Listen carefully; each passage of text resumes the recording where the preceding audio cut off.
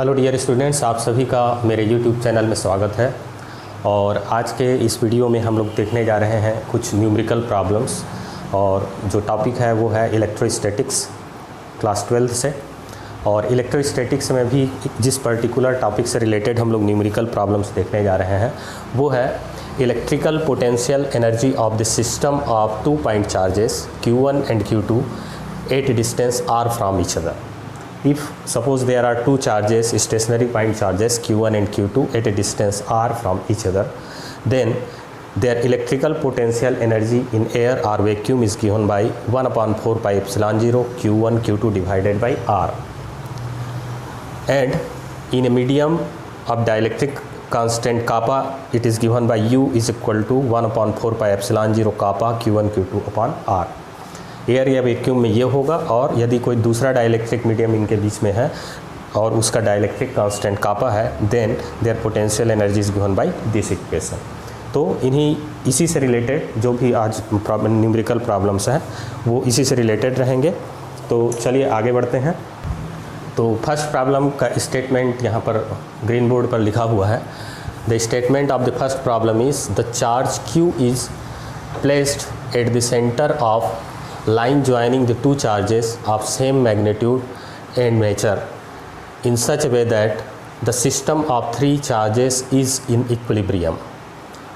Then charge Q is, magnitude of charge Q is A is equal to, first option है -Q/2, B है -Q/4, C है -Q/8 और D है +Q/2। तो इसको पहले हम प्रॉब्लम को समझते हैं। A charge Q is placed at the center of line joining the 2 charges capital Q and capital Q। यहाँ पर 2 चार्जेस हैं सेम मैग्नीट्यूड और नेचर के। First is denoted by capital Q और दूसरे को भी कैपिटल Q से ही डिनोट करेंगे क्योंकि उसका भी मैग्नीट्यूड और नेचर सेम है। और इन दोनों को जो लाइन ज्वाइन कर रहा है उसके सेंटर पे, मतलब मिडिल पे हम एक तीसरा चार्ज रख रहे हैं जिसका मैग्नीट्यूड सपोज Q है। तो हमको Q का वो वैल्यू, स्मॉल q का वो वैल्यू निकालना है जिसके लिए ये तीनों चार्जेस का सिस्टम इक्विलिब्रियम में होगा। First we have to understand what is the meaning of equilibrium. Equilibrium का मतलब है कि कोई भी सिस्टम ऑफ चार्ज जब इक्विलिब्रियम में होता है तो ना तो वो एक दूसरे के से अट्रैक्ट होंगे ना ही एक दूसरे से रिपेल होंगे। मतलब वो जिस जगह पर है, जो चार्ज जिस जगह पर है वहीं पर बना रहेगा। किसी भी सिस्टम ऑफ चार्ज का यदि इलेक्ट्रिकल पोटेंशियल एनर्जी पॉजिटिव है, इसका मतलब ये है कि वो एक दूसरे को रिपेल करेंगे, मतलब एक दूसरे से दूर जाएंगे। और यदि किसी भी सिस्टम ऑफ चार्जेस का पोटेंशियल एनर्जी निगेटिव है, मतलब they will attract each other and therefore वो एक दूसरे के क्लोज आएंगे।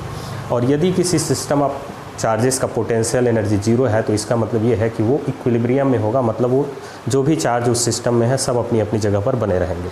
तो हमको Q का वही वैल्यू निकालना है जिसके लिए ये तीनों चार्जेस का सिस्टम इक्विलिब्रियम में हो। मतलब ये है कि electrical potential energy of system of these 3 charges must be 0। तो यहाँ पर हम डिस्टेंस नहीं दिया है तो इसको हम सपोज कर लेते हैं कि दोनों कैपिटल Q चार्जेस के बीच का डिस्टेंस सपोज r है। तो इस कैपिटल Q और इस स्मॉल q के बीच का डिस्टेंस r/2 हो जाएगा क्योंकि इस स्मॉल q को हम मिडिल पे रख रहे हैं। वैसे यहाँ से स्मॉल q और कैपिटल Q के बीच का डिस्टेंस r/2 हो जाएगा। अब हम इस पूरे सिस्टम का पोटेंशियल एनर्जी निकालेंगे।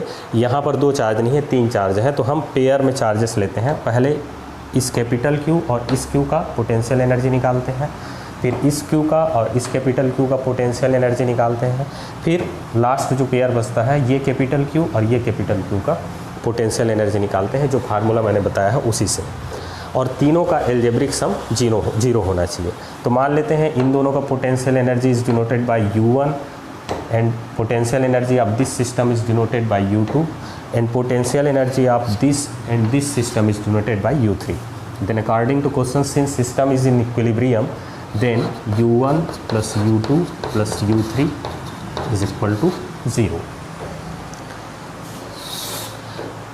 Then U1 का वैल्यू सबसे पहले पुट करेंगे। देखिए यहाँ कौन कौन से चार्ज हैं, ये कैपिटल Q है, स्मॉल q है और दोनों के बीच का डिस्टेंस r/2 है। तो हम फार्मूले में रखेंगे U1 इज इक्वल टू हो जाएगा 1/4 pi epsilon 0 capital Q small q divided by R/2, दोनों के बीच का डिस्टेंस R/2 है। फिर उसके बाद U2 इन दोनों के से बनने वाले सिस्टम का पोटेंशियल एनर्जी है।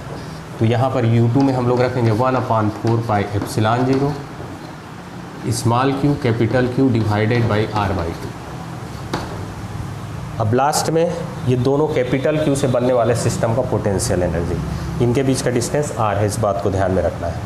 तो ये हो जाएगा 1/4 pi epsilon 0 Q into Q square हो जाएगा और डिवाइडेड बाई R, और इन तीनों का जो एल्जेब्रिक सम है it must be equal to 0।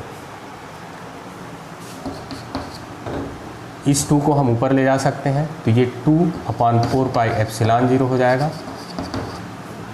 Capital Q small q by R। वैसे यहाँ भी 2/4 pi epsilon 0 capital Q small q पलट कर लिख सकते हैं, और R plus 1/4 pi epsilon 0 Q square upon R is equal to 0। ये दोनों इक्वल हैं, ये टर्म और ये term, therefore they will add to give 4/4 pi epsilon 0 capital Q small q upon R plus 1/4 pi epsilon 0 Q square upon R। अब इसमें से common निकलेगा 1/4 पाई एप्सिलॉन 0, यहाँ भी 1/4 पाई एप्सिलॉन 0, और यहाँ भी Q और यहाँ भी एक Q, और ये R और ये R। तो ये हो जाएगा Q divided by 4 pi epsilon 0 R, and inside the bracket यहाँ 4 बचेगा और ये Q, तो 4Q और प्लस यहाँ पर एक कैपिटल Q बचेगा इज इक्वल टू 0।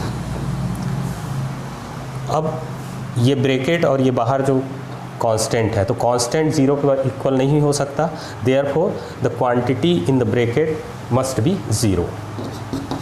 तो ये हो गया 4Q plus capital Q is equal to 0, और you can write it 4Q is equal to minus Q, और Q is equal to minus Q by 4। This is answer to this question. और यहाँ जो option दिया है 4 option में देख सकते हैं, ये ऑप्शन बी है, मतलब ये थर्ड चार्ज जो हम इनके बीच में रखेंगे वो -Q/4 के बराबर होगा, तब ये सिस्टम ऑफ 3 चार्जेस जो है वो इक्विलिब्रियम में होगा, मतलब इसका टोटल इलेक्ट्रिकल पोटेंशियल एनर्जी 0 होगा, और therefore this system of charge will be in equilibrium condition.